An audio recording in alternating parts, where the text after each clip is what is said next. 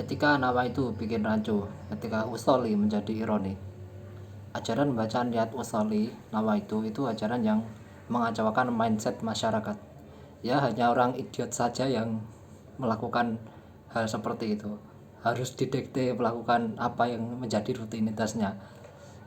Masyarakat yang kurang ilmu itu justru malah tambah gak ngerti karenanya, dimana masyarakat sudah pasti tahu namanya niat kerja itu.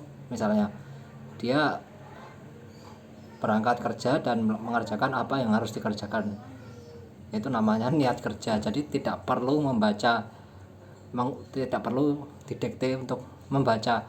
Saya berniat bekerja di kantor mulai jam 8, pakai seragam dengan naik motor lewat jalan raya.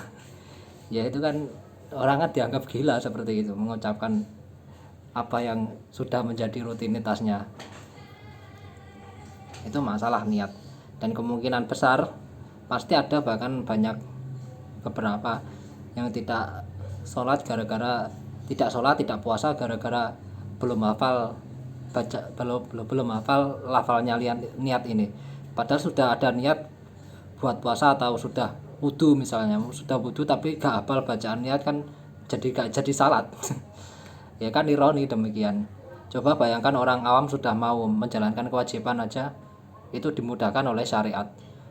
Al-Fatihah yang belum hafal bisa membaca alhamdulillah gitu aja sudah sah, tapi harus tetap menghafal. Tapi mereka tidak menjalankan kewajiban hanya gara-gara perkara yang gak jelas itu asal usulnya, yaitu harus membaca niat dulu. Itu karena fanatik golongan ya, karena fanatik ajaran seperti itu. Jadi yang diajarkan itu apa yang ajaran mereka yang tidak diajarkan oleh kelompok lain. Di sekolah-sekolah juga begitu. Jadi hafalan niat itu jadi beban hafalan, bahkan lebih penting daripada menghafal bacaan yang merupakan rukun ibadah itu sendiri.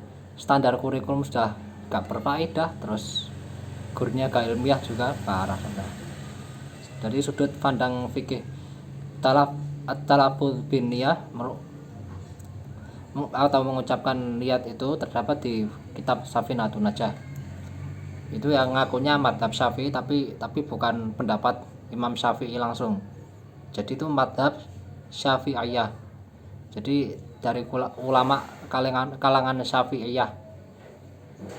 Itu bedanya Syafi'i dengan Syafi'iyah. Kalau Syafi'i itu Imam Syafi'i sendiri, kalau Syafi'iyah itu ulama-ulama yang bermadhab Syafi'i.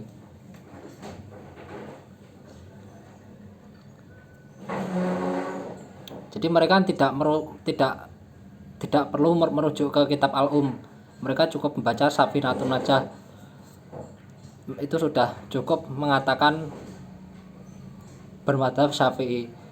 Karena Al-Um itu kata mereka terlalu tinggi kitabnya, terlalu sakral. Jadi butuh ilmu khusus yang mungkin mereka saja yang tahu, lainnya enggak.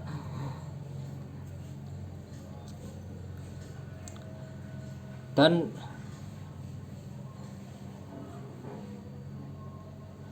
pernah terjadi suatu perdebatan lucu ya, dimana orang yang membela-bela nawa itu usoli ini, dia berdalil dengan hadis idan anas soim. Idan anas soim itu ketika Rasulullah bertanya kepada para istrinya apakah di rumah ada makanan, maka istrinya menjawab tidak ada, maka beliau berpuasa. Yang berpuasa itu lafalnya idan anas soim.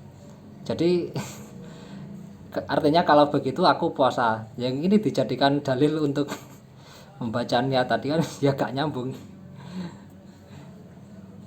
Terus sama yang lawannya itu, sama yang lawannya itu diketawain ya. Kalau sekolah ketika ditanya niatnya sholat subuh, niatnya berpuasa, kalau bilang idan anas soim pasti disalahkan Pak. Wallahu a'lam.